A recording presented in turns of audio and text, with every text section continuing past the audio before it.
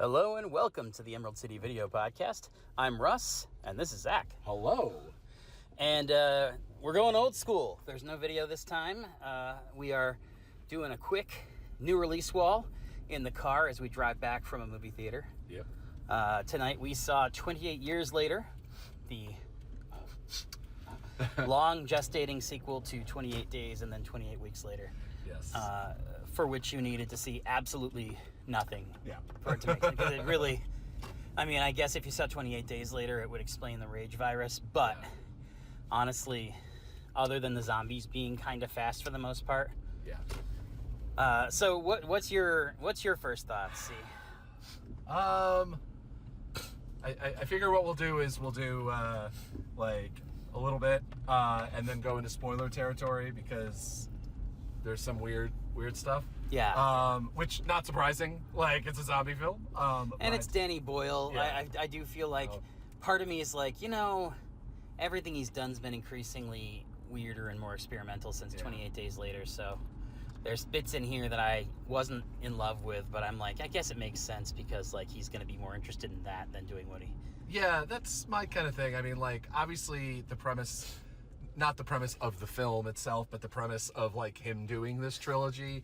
It's a little like, there's a handful of auteur directors, like Boyhood, like that have like that have, I don't know, about an asterisk or like a concept, and they're like, we're gonna go through with it. Yeah. Obviously, this was shot on an iPhone. Like the previous one was kind of always shot on the like whatever there was the most consumer kind of thing. Yeah. It was shot on like what was it? It wasn't high 8. It was the first one was shot on like a mini DV, I think, or a DV tape. It was shot in like 480p. Yeah. And shot digitally, which at the time was still not the norm. Yeah. But especially it was like much cheaper. Yeah. Especially shot with like more, at least on the end of consumer cameras. Obviously, this was shot on, I forget which iPhone, but I think it was a 15 Pro Max. But also, if you saw the insane lens, basically they have this ridiculous rig on it. So I was going to add like it's shot on an iPhone with an asterisk. I know it's like kind of like all those iPhone ads where you're like, shot on an iPhone.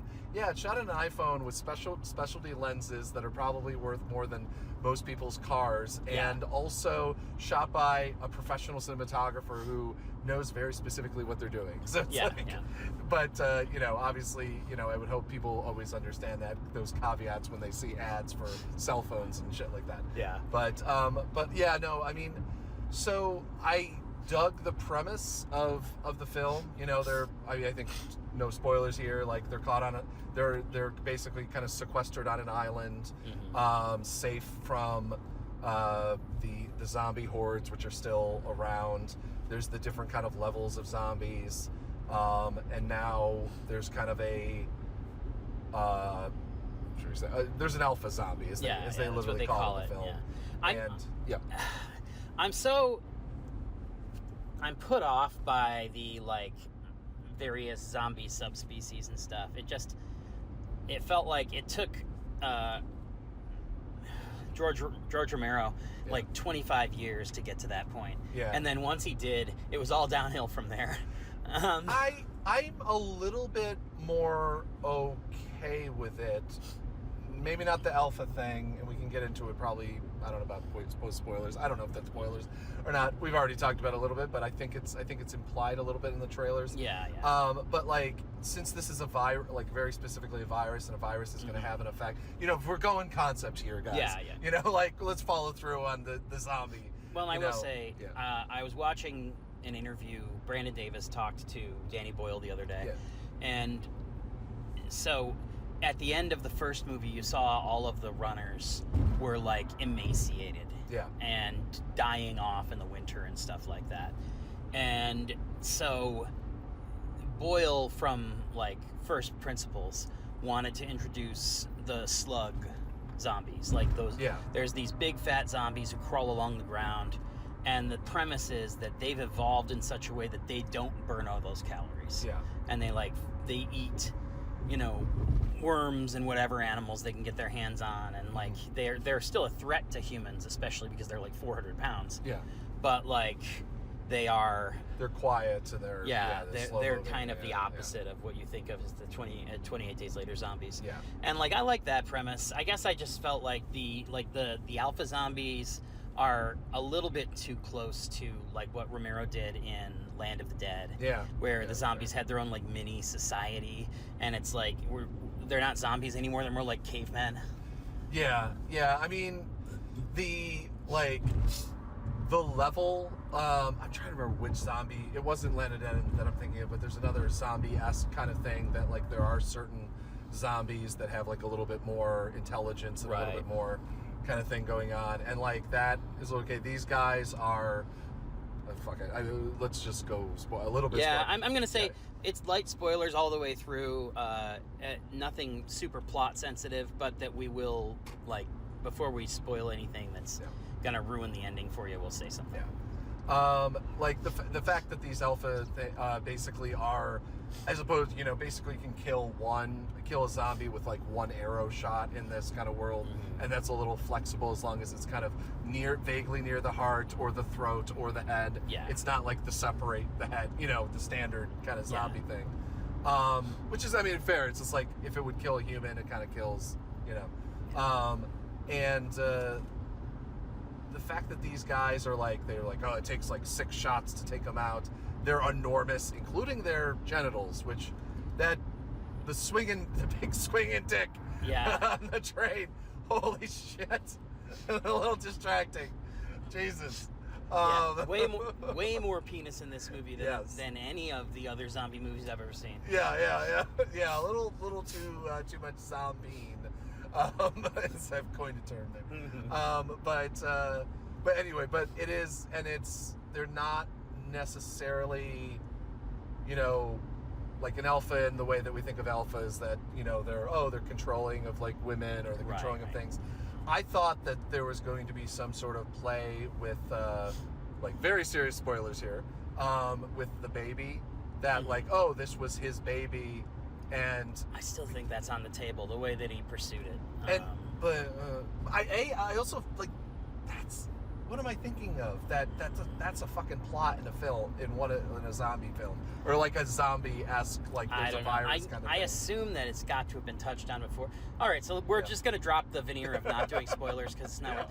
At one point in the film, there's a zombie who has a baby. Like we'd seen like a 9 months pregnant zombie. Yeah. And it's unclear whether this is a person who got infected post-pregnancy, or whether this is maybe an infected who got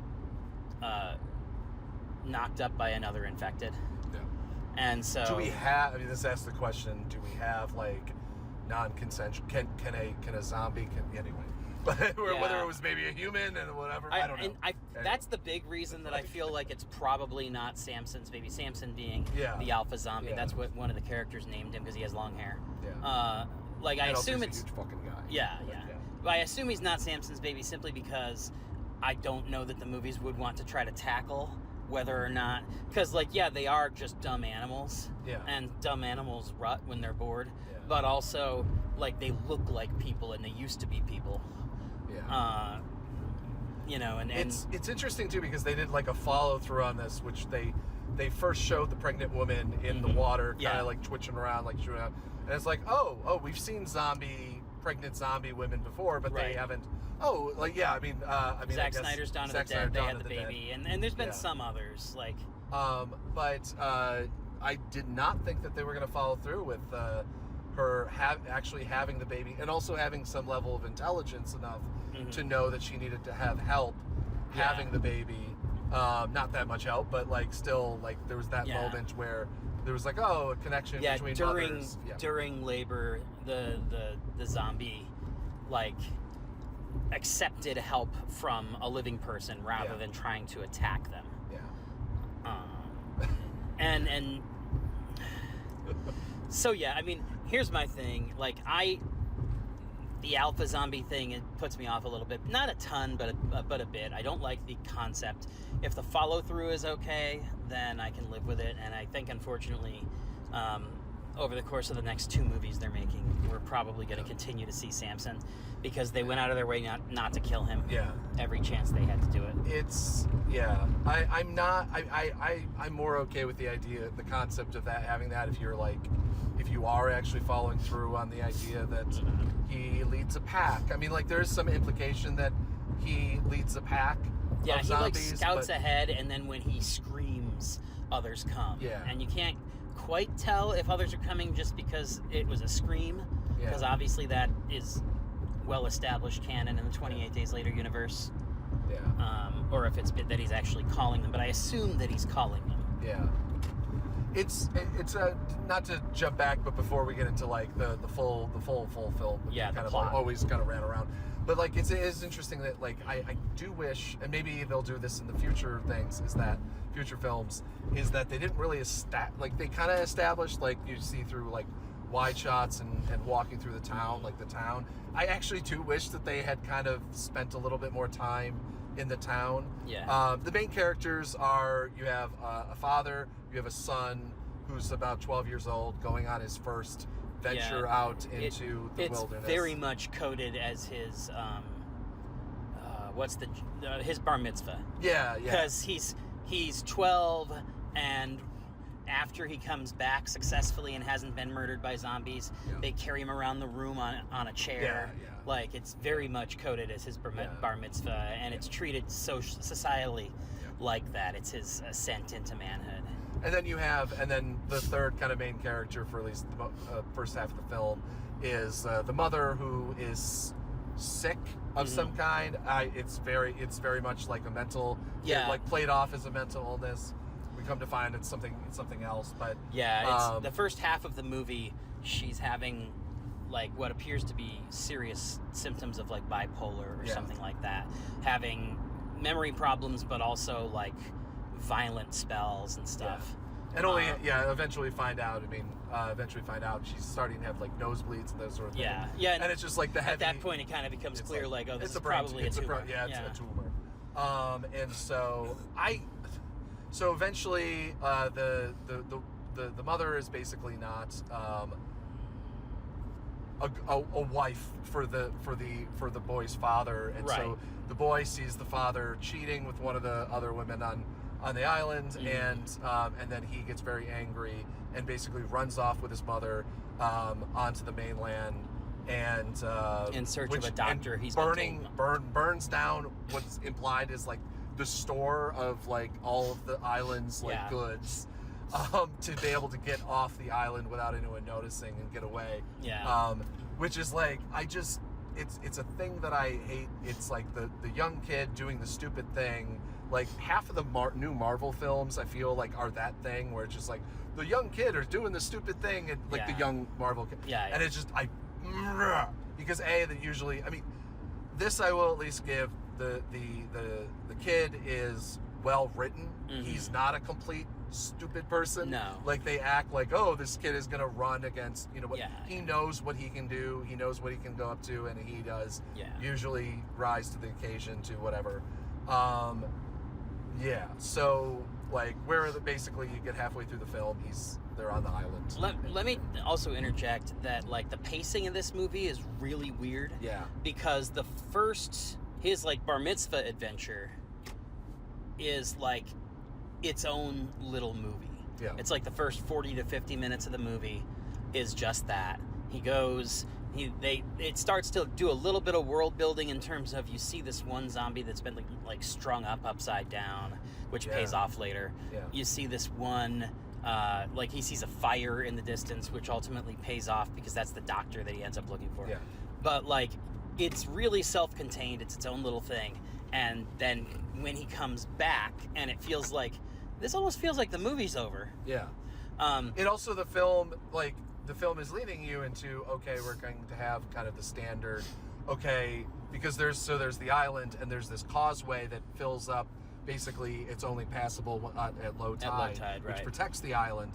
And so it's just like, well, of course, they're going to draw the zombies onto there's going to be a thing. At least in this film, does not happen. Similarly, halfway across the causeway, there's this like arch thing.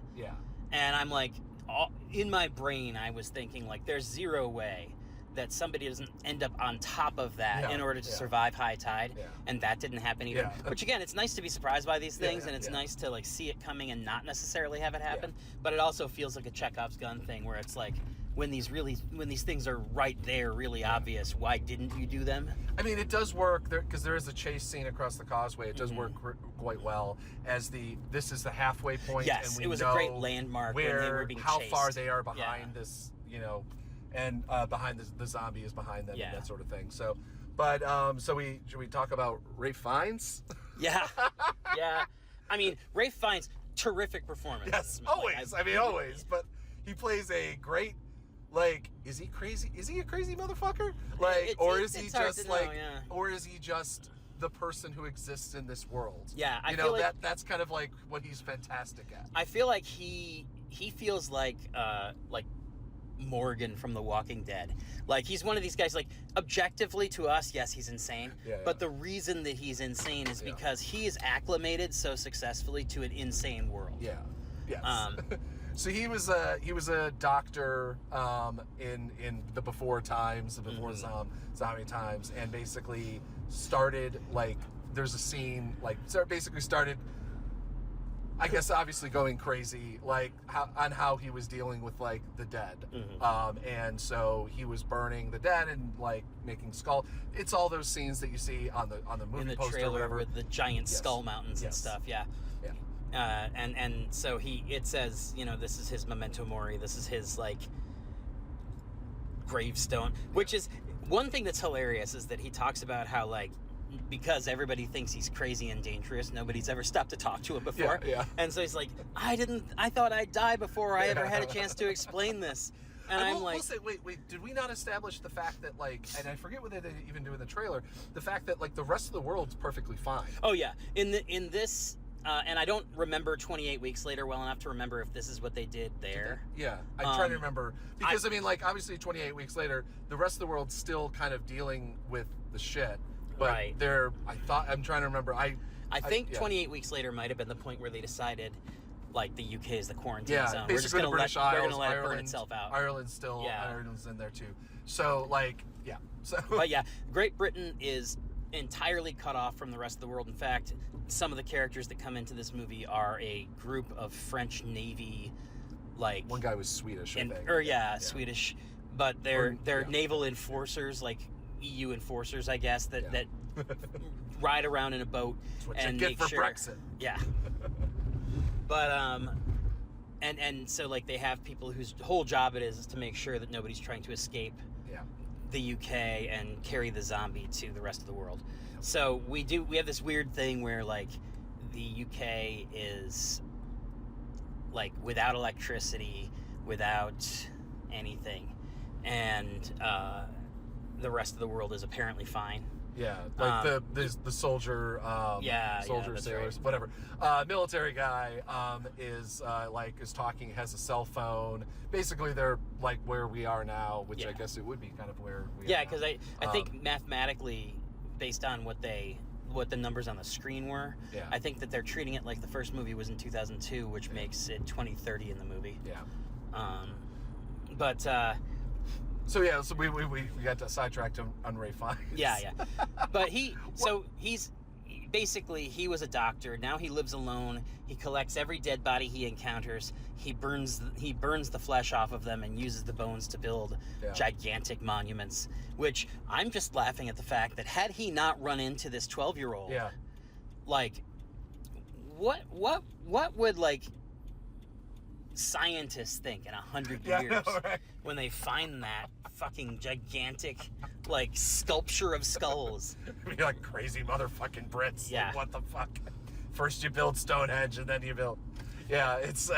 Would have been like the opposite of when the Brits went to Australia and were just like, everybody here's a fucking cannibal. Everybody's... My whole thing though is that, like, first off, he, like, looks like he's covered himself in iodine, and so he's like brownish orange. And so it's like, obvious. I think he's like very much, it's like gone native, like kind of a whole thing. Well, and he explains that iodine kills the rage virus. So, like, if he's going to be out there handling the bodies, it makes sense because it's like, well, this means that he's less likely. It's like, because he's not in a town, he's just in this like forest of bones. And it's this one of those, like, because I mean, this is like kind of the first, they have only wide shots of them in towns. I think that like, both of them, like, obviously a lot of like villages and stuff like that. This one is completely like the little island and then forest, basically, in a couple like random churches or whatever that they hide out in one. Yeah, they have some shots of towns and stuff, but they're all, and like what's interesting, of course, is that they establish that like towns are more dangerous because there's more people, which means there's more dead. But then they also talk about how there's crazy people roaming around, and we do at the very end of the movie meet some of said crazy people in what is a pretty flagrant sequel setup. I do still want to talk about the like the most crazy the crazy pants ending of the movie. No, not even the crazy pants ending of the movie, which is like, okay, like I don't know what, like I feel like there's some, you know, not Shakespeare, maybe something or whatever. There's something that I'm like not, you know, that I'm missing, that like Danny Boyle's like, no, everyone will understand that this is like, oh, this is Rosencrantz and Guildenstern, whatever, or something. No, but I mean the sequence where that like I think really blew me away was the trank darting of the boy. Yeah. While he's holding on to a baby, like a newborn baby. Yeah. And then him immediately after finding out his mother has cancer, is going to die of that cancer. And then Ray Fiennes walks her off into the bone forest and shoots her with, I guess, a really high-end trank dart, and then a moment, like literally a cut later, in the movie, obviously time has passed, comes back with his mother's skull, for him to put it on top of the Christmas tree, basically. And he's like, cool, and just like hands the baby over, and then climbs up to the top, and puts his, and it's just like, I'll be honest, man, I had my reservations, like throughout the whole movie. I was like, I don't know if I like this movie or not. Like it's I was in and out. Yeah. There were definitely some cool bits, but there was also a lot of like the pacing was very bad. The kid was great. I thought he was actually a really good actor, especially for a 12-year-old or whatever he is. Yeah. But that sequence is really when it lost me, because like this movie, more than any other zombie movie you've seen in a really long time, is like a character study. Yeah. Like it's these two people stuck in the middle of nowhere against the world, and it's like he's bringing her to a doctor, and like if you are utilizing your common sense, then you know the doctor is a fool's errand, because this is not this is not a world where she's going to get better if she has a brain tumor, even if it wasn't like cancer throughout her whole body, which is kind of how the doctor puts it. It's also one of those, like, I just want a sequence of time to happen, and where he also, you know, goes native with the doctor, and like that would actually be really, for the rest of the film, it actually would allow everything to make a lot more sense. If he was like, okay, we see the baby like get a little bit older, so we imply time. You could literally do like that fast cut and having this as part of his grieving process. And then, you know, he kind of like, he also is orange or something, you know, not that I'm fucking directing Danny Boyle, you know, right? But it's just, but it is like, that's what I was just like, okay, that's, if you're gonna have that, but like, there's no fucking way a 12-year-old who just had spent his entire life on an island, that it was basically, it's this pristine British island with border collies, and it's like obviously that's France, but it's like the town from Beauty and the Beast, like people are heading, you know, whatever. The other thing too is like that he lost his mind, understandably, when he found out that there was no cure for his mom. Like he'd gone all this way. But he was just a 12-year-old freaking out. He didn't lose. It's not like he went mentally like crazy. Right. It was just a 12-year-old freaking out, and it's just like, and then immediately he gets trank darted. Well, and see, that was kind of the point for me where I was like, okay, no. This is a bridge too far, because like even when they shot him with the trank dart, I thought like maybe it was a low dose and it's just to calm him down, let him sleep, and in the morning he'll have started to come to terms with things, and like he'll be able to say goodbye to his mom.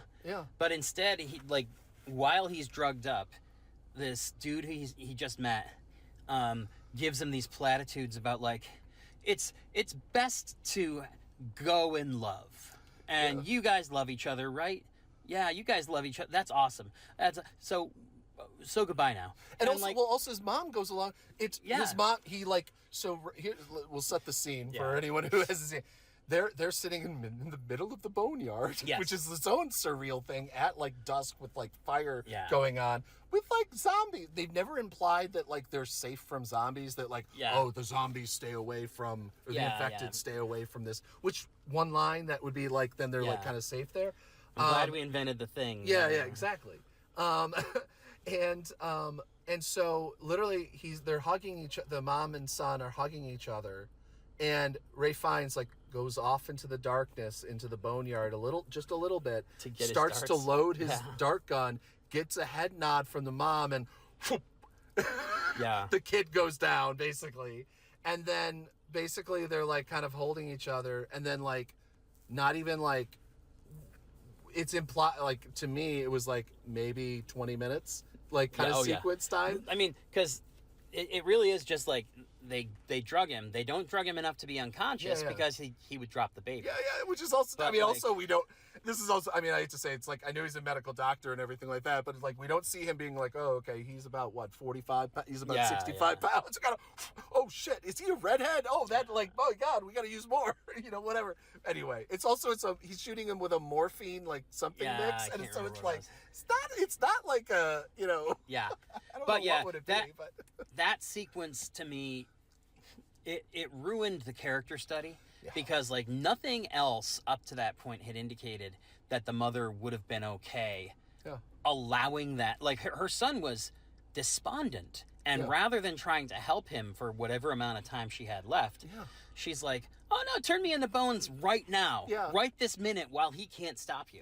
And it's just it completely like it ruined the kind of a lot of what they'd built up between the mom and the son for me. And like, if you're, like if you got to extend the film for another 10 minutes and like let that develop, let that like kind of sink into everybody. And like Ray Fiennes' character would be a great person to kind of, he's philosophizing, he's referencing, literature, he's, everything. And so that he would be a great person to kind of like, okay, we're gonna like, I don't know, like find out things and like learn things. We don't have to go on an adventure. We can just kind of stay there. And but we don't do that. It's like a scene and then and just that was for me, that like that was so mishandled that it killed whatever enthusiasm I still had going for the movie. I really felt like none of that felt a way that a human behaves. Like I kept like looking at you, like you were just like and I'm like, are we what? Because I mean, I also am like, okay, you know what? If we're gonna go a little, the funny thing is, so I just watched this horrible, like D level movie, like kind of the stuff we often watch. I wish I could remember. It's on Hulu. Definitely direct to video kind of thing. It's a zombie film. Main character, there's a bunch of guys where you're like, I recognize that guy, kind of like the third actor on 5 different shows, and it's it's this guy thinks he's being bit by zombies, or kind of a rage thing, and you go through this whole film where he's like trying to save his wife, he's killing zombies left and right, shooting that, killing them different ways, and kind of just like struggling. His wife gets infected, and he's like, we're going to save you. We're going to go to the hospital. And then, like, there's a cut in the film, and you realize he's had a mental break, and he's just been murdering people. No one has zombie. His wife is pleading with him, and then he gets shot by cops, and that's the end of the film. And it was one of those, I'm like, fuck. I mean, if it was done well, and the zombies looked like they were out of, like, like something, a 15-year-old did with like makeup or something, but like I'd be like, okay, like we're going weird and we're going whatever, like whatever. This like either didn't go far enough or didn't go. Well, and also it didn't seem like the movie quite knew what it wanted to be. Because again, there was a lot of it that was like a character study, and it felt more like a Danny Boyle movie. It was like smarter than the average zombie movie, but like it didn't quite hit those notes. Yeah. Like early on, there's a thing where like his dad, like Aaron Taylor Johnson's character is an asshole, and it develops throughout the course of the movie, like why you're supposed to think he's an asshole. Like at first, it's just because he's like, it's like a very like regressive, toxic masculine kind of like. Yeah.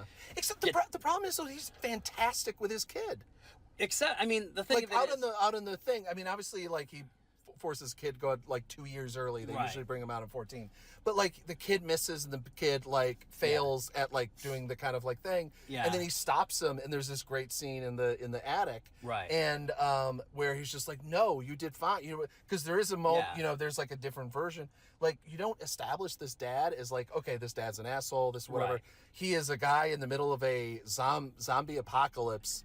Who I'm not justifying cheating, but like, and he goes and cheats on his wife who is literally dying and completely gone mentally and is basically just bedridden, and he cheats on his like, as far as we know, literally once. Yeah. And in the like during this party sequence and everything like that. But it's just like, and then like he has a moment where he like basically backhands the kid. I'm not justifying either of these things. Right. But like we're not establishing that like he's a vile piece of shit, which honestly would be almost better in some ways, I think. And that's what I was kind of getting to though, is that like there's this evolution throughout where it's like and what you said is true, because like there's always a weird counterweight to it that makes it not quite land. Because it's like, well, he's got this toxic masculinity thing, but also it's the zombie apocalypse, and this kid needs to like learn how to kill a zombie and how to like survive on them.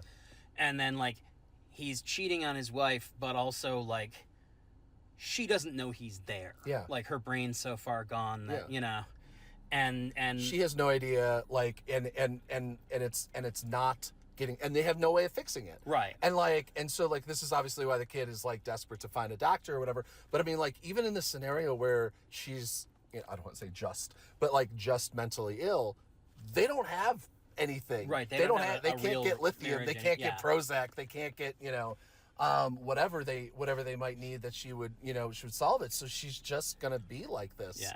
And so it's this problem because I mean obviously I think we very quickly imply she's not even really eating and things like that. So it very quickly implies that she has something more. Yeah. Again, more serious than whatever. Yes, brain cancer is more serious than being bipolar. But it's well, in the scheme of things, I think that like you have the moment where he hits the kid, and to me, like that's the least excusable thing. Yeah. Because he's basically just been confronted about his cheating and backhands him. Yeah. And that's like the catalyst for the kid to run off and try to save his mom, because he's like, I don't want this fucking guy to be my dad anymore, basically.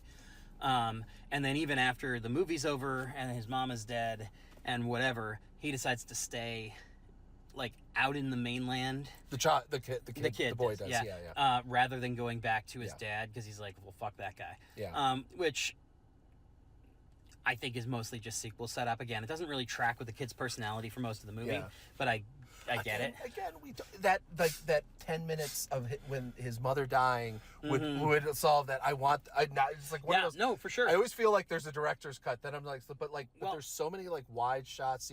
I mean, like. This is one of my problems with this film. Is shot really beautifully, except it's shot on an iPhone and it looks like shit. Which, like, I don't know. For me, it does. Like, no, for sure.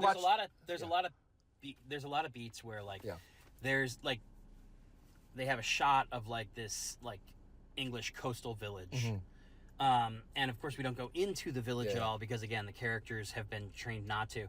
But like there's an establishing shot of this English coastal village.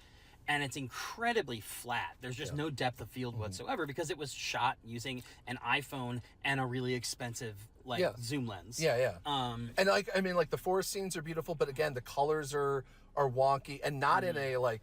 And there's grain and there's I mean, which again is that it's like, but it's just like, but if you're spending all this time with this like kind of beauty of the countryside and like, I don't know, shooting it on whatever, kind of basically shitty film stock, with a tiny little fucking sensor and everything like that. And I get why he does it. I get why it does it. No, for sure. But it's like, but then why are we spending time, like as much time on it when we could have and Boyle and Alex Garland are great directors and writers. Yeah. And it's just, so it's like it's not like we don't have the capabilities, and we're kind of like leaning more on cinematographer. Yeah. And so it's such that like sequence there of literally his mom holding his mom, like. Yeah, but and you're exactly right. Like, had they done anything with it to be like, okay, well, here's a little bit of time passing, the mom's getting sicker.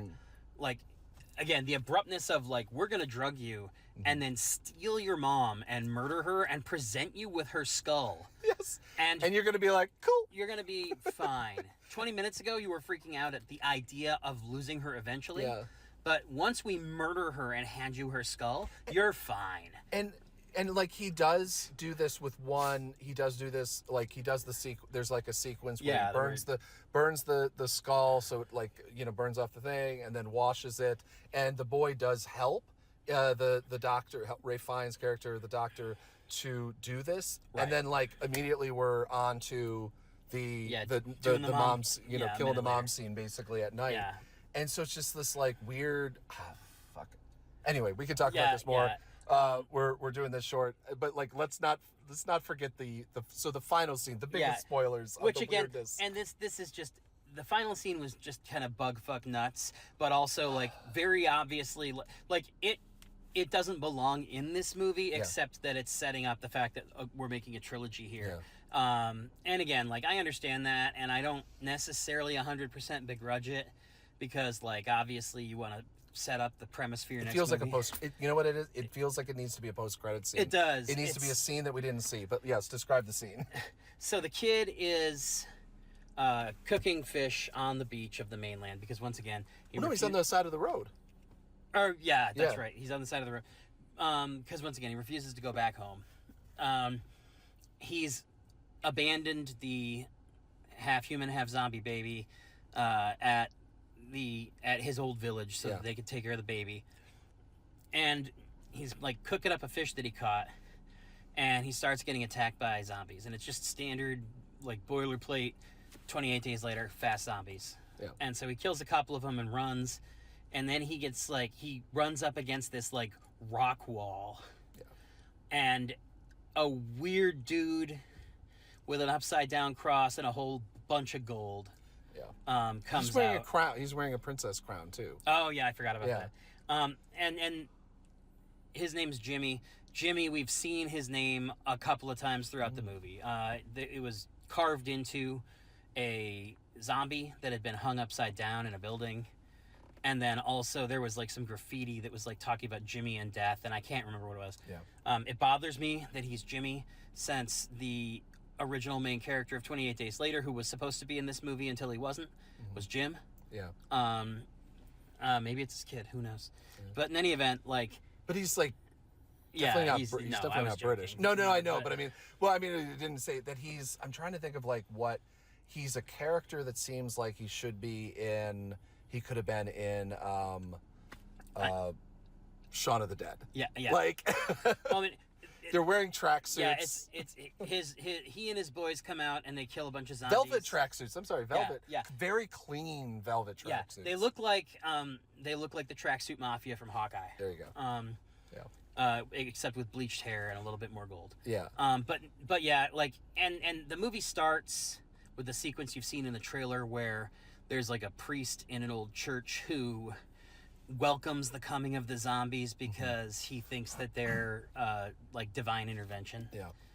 And I think the implication is that the kid who, like, the priest's kid who is given a cross in that sequence, and he's the only one who escapes. Well the played. entire town gets wiped out. That. Yeah, well played. Like, the whole town gets wiped out by zombies. This one kid is the only one who escapes. I assume that the implication is he's Jimmy. Yeah. Because Jimmy has an upside down cross, which makes sense with the iconography of the upside down zombie, but also, like, it's a regular cross that's been customized. There's a loop on the top or bottom, but you know what I mean. Yep. There's a loop above Jesus's head on the cross. So, like, this is obviously a regular crucifix that has been customized to be his upside down cross.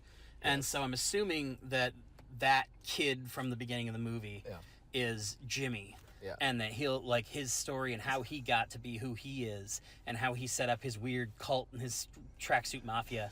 Who fight in a parkour style. Yes, that's right. That's right. Which is really kind of the most important thing. They don't like, oh, they have guns or they have like, no, they have like arrows or whatever. They swords. have like, God, what do you call the spear that like a high jumper uses?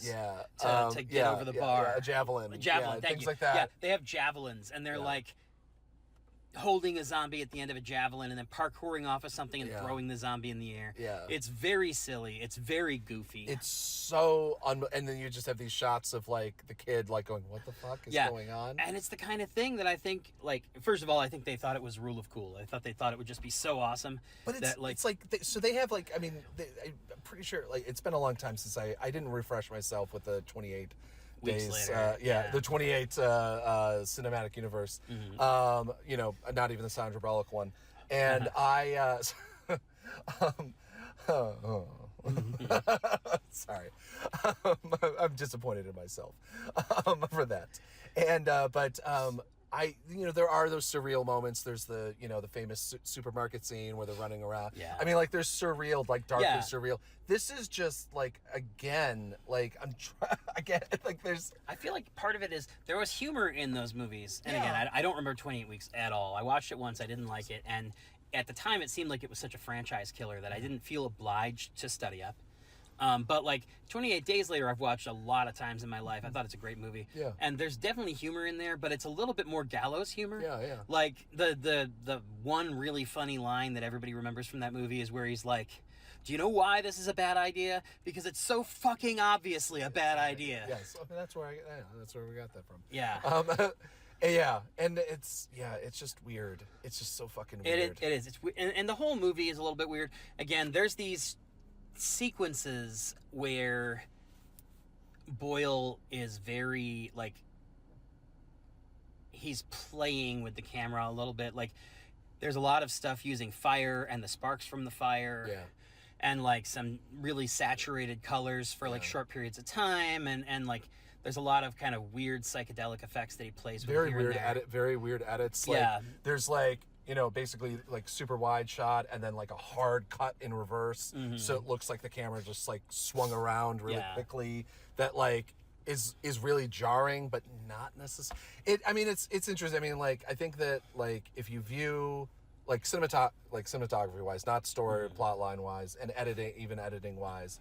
If you view the film as kind of, like 28 Days Later was very experimental in 1,000 different ways, then okay, this is like, I get what they're doing. Some things fail, some things don't, especially now that, I mean, I wonder is how much the problem is that like, okay, was it like a little, I actually don't know if it would be like a lot cheaper. Like cameras are expensive, but they're not that expensive.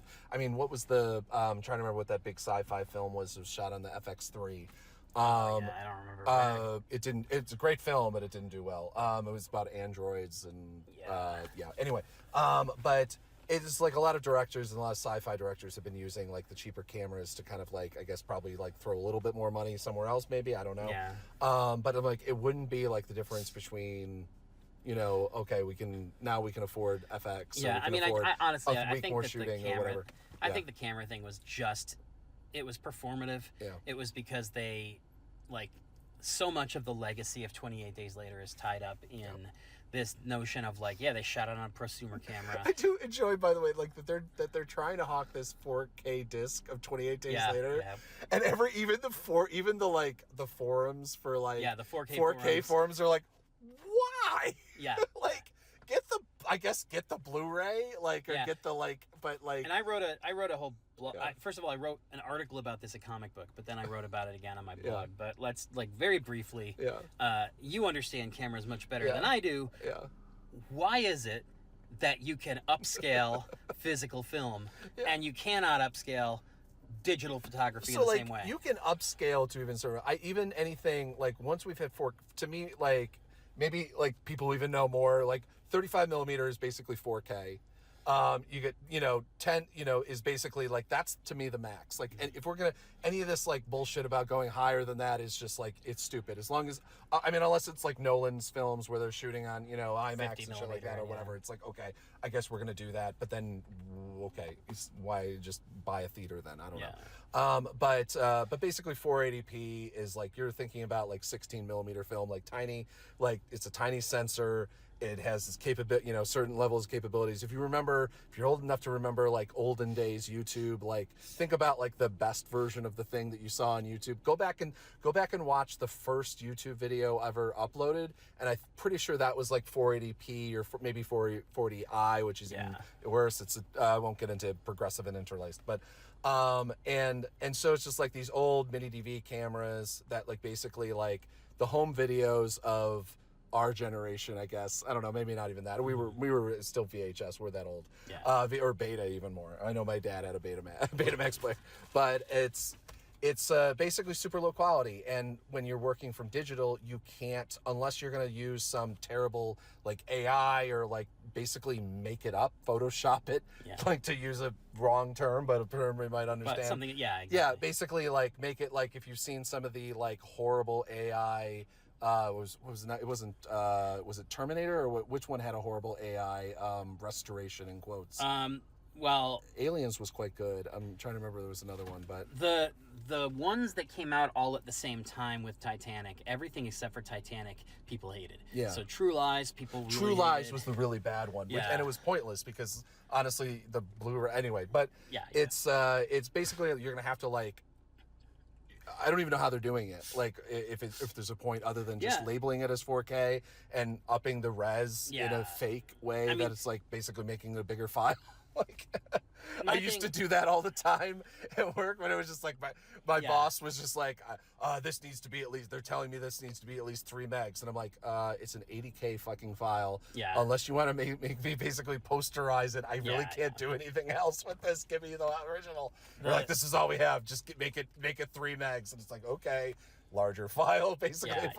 And that's basically it. So it's like, basically, buy the Blu-ray if it has extra. I mean, I guess like the if it has like a bunch of really cool extras, then fine. Cool, then I do worry though that like they might. I don't think I would think it would be beyond stupid to add an AI to like a 4K, like for a famously like low shot. It's like basically like, oh, we're gonna do the 8K version of Blair Witch Project or something like that that was also famously shot on whatever, but anyway, well, so don't Blair Witch was mostly shot on 35, and only bits of it were shot on home video, but they tried to make it look.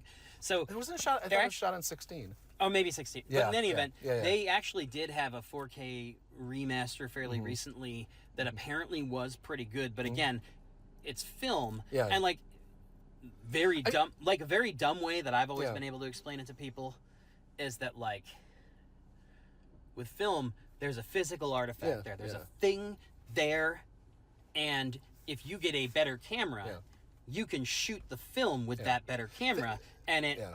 Think one of the other things is like think about it this way: is like the difference between like film is like a raw file, like if you're shooting with like a DSLR or a real camera, or even on your iPhone they have raw files. Right. You can edit it more, use more manipulate. There's more room to move. When you're shooting, especially at 480p, it is a JPEG that you shot on like a 10-year-old iPhone or something like that, and like that's all you can really do with it. And so the way it was shot originally, the file that they have on a hard drive somewhere that's it. That's the master version. Yeah, like that's really what I'm trying to get at. Is that like with film, because it's a physical thing, there's a lot of things you can do with it to change it. And as technology moves forward, I've scanned in some stuff from ages ago, or even I've taken even raw digital files that are raw, like kind of like again like how 4K is on your iPhone. It has a little bit more. Even the video has a little bit more give when you're trying to brighten it up or something like that. And a new version of Lightroom, it's like, wow, this works so much better. The JPEG's still shit. Like that's all you got. That's all the information is just not there to change it. But on like 35 millimeter or even 16 millimeter, as long as you have a higher res scanner, you can get. But there's obviously a ceiling. There's a ceiling, and again, I think there's a ceiling in to me, real 4K life too, is that. because that's vision. I mean, that's like human vision. There's a reason why dogs, like, you know, it's so weird. Anyway, but like dogs see like 4K, like look at a TV more often. But anyway, let's not go down a different rabbit hole. But yeah, in any event, man, I wanted to like this more. Same. I'm curious. I'm gonna have to look into some reactions from other people and see if there's stuff that I missed, see if there's stuff that... But, like, my gut feeling was that the whole movie I was, like, half in, half out. I never really bought in. And then, like, the thing with the mom really just punched me the other way. Yeah. I'm like, this went from a 3.5 star movie to, like, a 2.5, 3. And then the ending was just wacky. Yeah. Like, and again, like... I like wacky in a lot of ways. This didn't feel like a movie where that ending was compatible with the rest of the established universe. Again, a weird, like, and even I would be almost even more accepting. I was the same with you. The mom skull play thing. That basically was like, well, this is probably the first and last time I watch this film. Yeah. I might buy a box set, you know, but because I actually don't. I think I don't have like a Blu-ray version. You know, I don't have like a good version of it. In fact, mine might be like the original DVD release if I have it wherever it is. I think I have the original Blockbuster DVD, which is probably full screen. Yeah, like of course. Well, it would. I mean, it would be, but I forget how it was formatted. But it would. That's be true. It would be. It definitely it wouldn't be letterboxed. Yeah, that's also. Right. I mean, we'll get in. Can explain formats later too. The once in a day, you used to have to make sure you didn't get full screen versus. Yeah, that's great. Both Russ and I used to have to do this every single day, working at Blockbuster and working at ECV. Explain to people that no, you weren't. It was like, well, I don't like letterbox because it cuts off the bottom and the top, and be like, no. That's not how this works. The other one cuts off the sides. Yes. This one looks weird, but it's actually the picture. Yes. Yeah. I mean, we also used to have square TVs, basically like for lack of thing. Now we have widescreen TVs to fit the format. Yeah. But yeah, no. I mean, once the mom thing happened there, if the weird Capiella or whatever the hell was going on thing had been like a post-credit scene, which I think it just really needed to be. Yeah. You needed that separation of like the rest of the film. Maybe like, and if you're going to establish this world, and I don't like, I mean, because it would have been like, oh, they're doing the Marvel, you know, whatever. Yeah. And mind you, guys, post-credit scenes have been happening forever. Mel Brooks used to do them all the time. You know what I mean? Like, also, like, not for nothing, but like, the whole reason behind the Marvel post-credit sequences is because they have enough confidence that, like, we're definitely going to get another movie. Yeah. And, like, that's what's going on here. Yep. Like, these guys got a deal with Sony where, like, they're getting to make 3 movies. Mm-hmm. And so, like, I don't know. Again, like, it'll be real interesting. I'm sure I'll see the next one, if only because it's, like, I want to see if they... I got to see it. I mean, I will say... if that end scene hadn't happened, I would have no interest in. No, I wouldn't really have any interest in the next one. I mean, right? Because if not for that last scene, I'm like, essentially it was like closure. I mean, it wasn't great closure, but like the story was done. Yeah. Now it's like that, and I tell you what, that last scene, and we won't get down this rabbit hole because I was telling you before, I have an essay that I'm in the middle of writing for my Substack. That last scene felt like some season 7 of The Walking Dead shit. Yeah.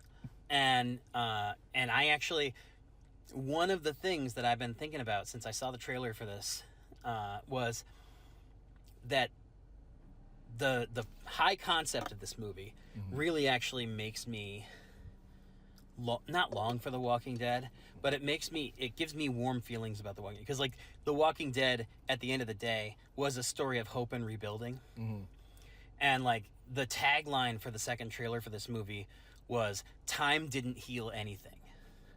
And I was just like, man, what a fucking downer. But, like...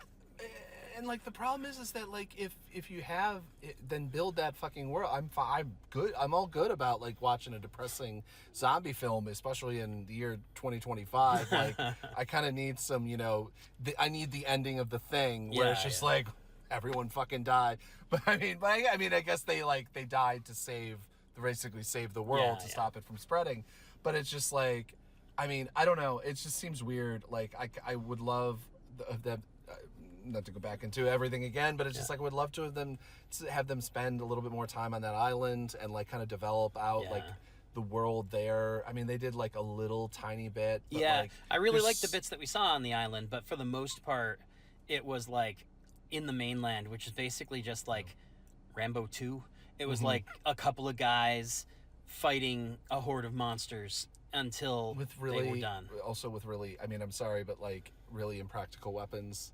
Like, yes, arrows are what you have, but like, I'm sure that you can find a machete. Yeah, and again, like they don't have one. Like anyway, because you've got to go, we can't get into this. But maybe we'll talk about this again later. Because like one of the things I was thinking is like part and parcel of this whole notion that like the world just left them to die. Yeah. Is like, you don't think there would be like some kind of UN like aid to like drop something out of a helicopter? You don't have to land in the quarantine zone, but like you can give them food and weapons. I feel like that's like a pretty easy like title card where it's just like they, in lieu of like nuking it, because I mean like I do kind of feel like, I mean realistically we'd probably carpet bomb everything. For sure. You know, we'd have an escape or we'd have like a real like escape from, you know, because I mean like we do, I mean obviously I'm always fascinated also, like I would love to have like these side things where it's just like okay, like I this is something I hate about Star Wars, where everything has to be fucking explained. We just can't have mystery.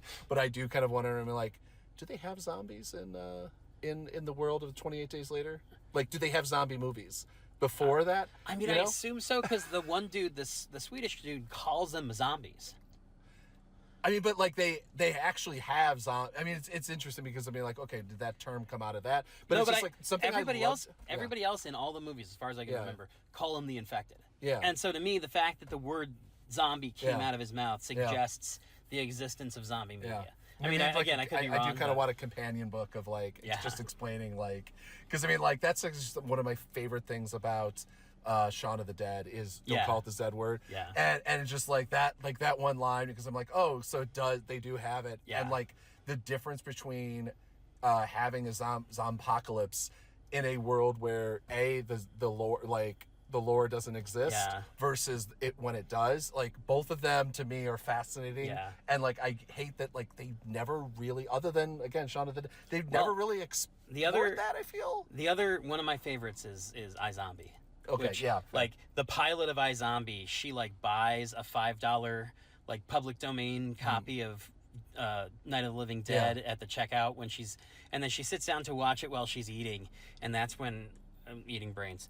And that's when her like boss walks in and catches her, and he's like, "So the hot sauce thing, is that a zombie thing?" But it's definitely, I would love to know that too. I'm assuming just from the use of the word zombie that zombie media exists, but like that's probably like, you know, just I mean, so it's like. Did Shaun of the Dead never happen then?